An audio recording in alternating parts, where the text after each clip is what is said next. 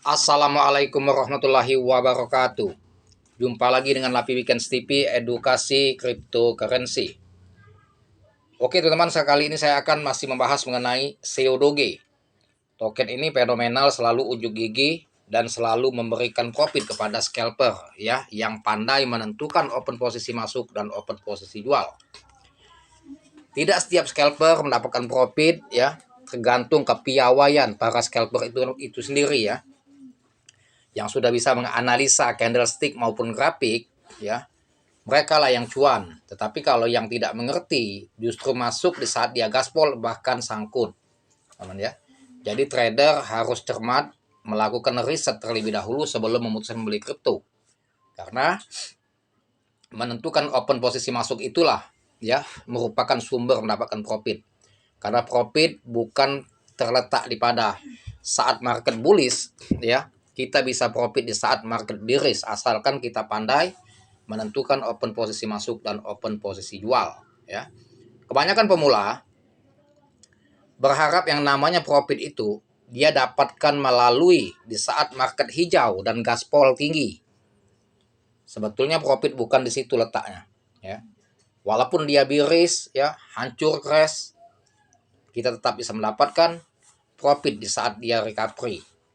Tetapi tetap perhatikan manajemen risiko ya dalam menentukan open posisi masuk. Tetap pantau terus liquidity-nya ya. Kalau ada signal bahaya, tanda-tanda bahaya, serok saja secara bertahap, jangan all in. Kalau all in nanti teman-teman akan beresiko sangkut ya, bahkan bisa rakpul. Karena apa? Token-token yang baru listing di CMC ini teman-teman, walaupun dia legit, sering gaspol, fluktuasinya aktif, dan sering memberikan profit pada scalper, kita jangan terbuai dengan keindahan atau mimpi-mimpi indah.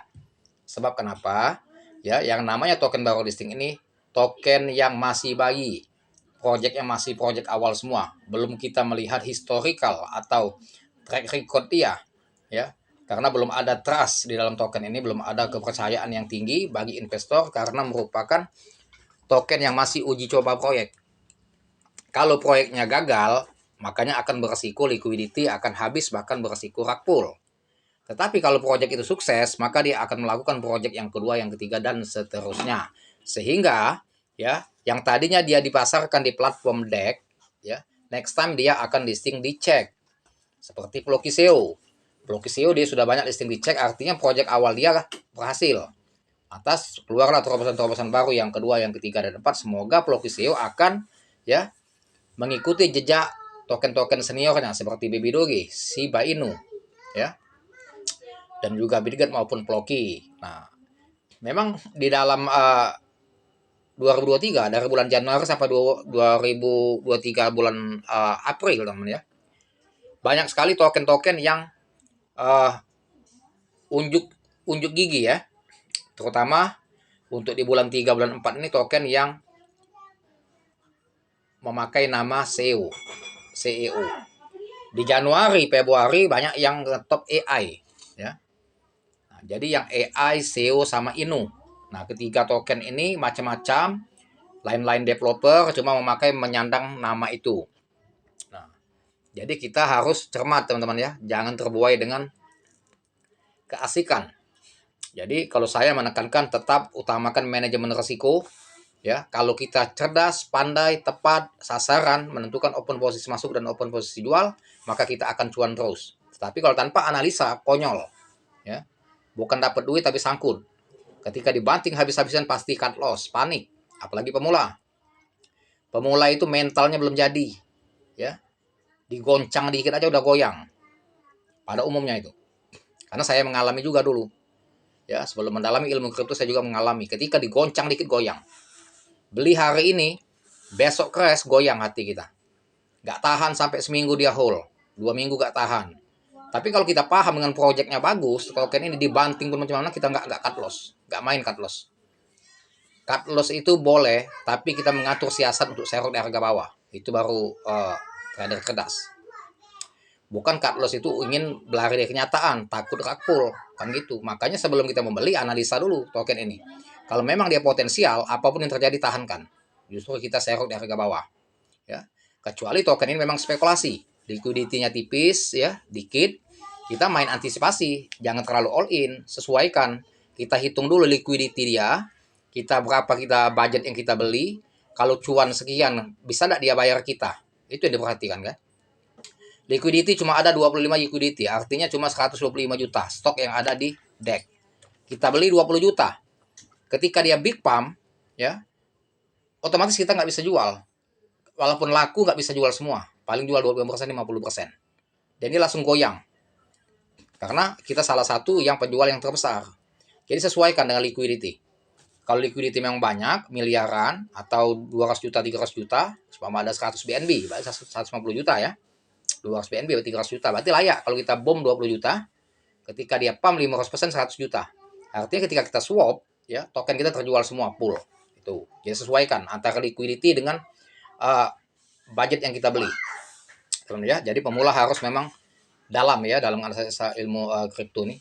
Ya, kalau konyol tanpa analisa teman-teman, lebih baik uangnya dibelanjain aja daripada main kripto. Karena apa? Beresiko tinggi. Memang banyak yang kaya bermain di dunia kripto, tapi banyak juga yang jadi gembel. Ya, banyak yang stres, jual rumah, jual apa? Karena apa? Karena nafsu. Trading pakai nafsu. Tidak ada ilmu, nafsu besar, tenaga kurang. Itu. Ya. Trading nggak bisa kita. Walaupun cuan besar, tidak ada jaminan ingin mendapatkan profit besar. Tidak ada jaminan. Ya. Jadi kalau trader modalnya besar, ya dia punya uang 100 juta depo, tapi tidak punya ilmu, dan nafsu dia besar, tenaga kurang, maka siap-siap 100 juta itu akan jadi abu. Ya.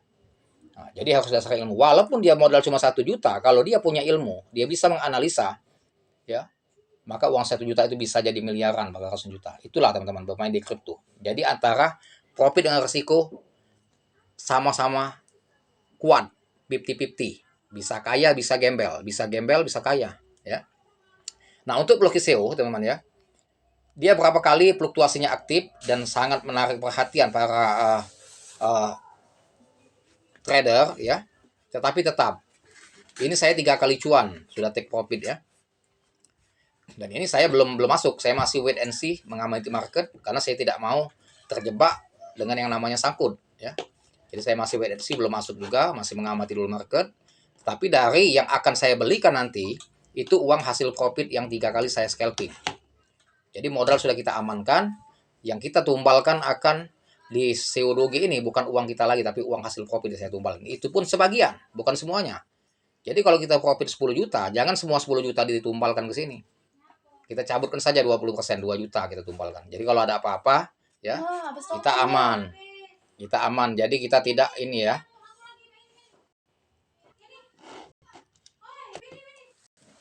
Jadi kita tidak ini ya, tidak berisiko.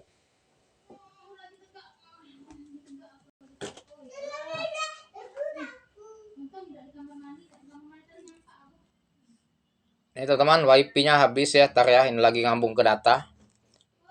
Jadi teman-teman, kita tidak berisiko kalau seandainya dia posisinya terjadi crash ya, karena yang kita pakai yaitu uang hasil profit, teman-teman ya. Itulah yang namanya uang dingin. Tapi kalau kita bukan uang dingin, pasti tidak akan setia dengan posisi yang kita mainkan ya, bahkan berisiko membuat kita panik. Makanya ketika dibanting sedikit kita langsung panik sell ya, teman-teman ya. Nah, Ploki di CO2G ini dia memang kecil, masih market cap-nya 38,4 juta karena harga masih murah dan dengan supply 420 kuadriliun. Ya, sementara market cap terdilusi 384 juta, volume transaksi hari ini kecil 31 juta karena banyak mengalami penjualan. Jadi developer itu bisa memompa harga dengan buyback dan juga dia bisa menurunkan harga ketika dia menjual dalam skala besar. Ya. Ini tuh, ini teman-teman ya, loadingnya lama ya.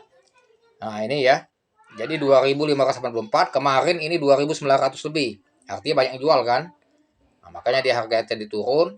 Nah jadi teman-teman, menurut hemat saya, kalau mau masuk wait and see dulu, jangan terburu nafsu mau masuk ya. Tetap perhatikan manajemen risiko ya, jangan langsung gegabah ingin belanja all in ya. Belajarlah menjadi trader yang cerdas, yang dibekali dengan ilmu analisa yang tepat ya, agar kita cuan terus ya teman ya. Oke, sampai sini dulu mengenai edukasi dan semoga bermanfaat. Dan jangan lupa dibantu subscribe saya, like, share, serta komen, dan aktifkan loncengnya agar teman-teman mendapatkan notifikasi dari video saya selanjutnya. Terima kasih. Dan saya akhiri dengan Assalamualaikum warahmatullahi wabarakatuh.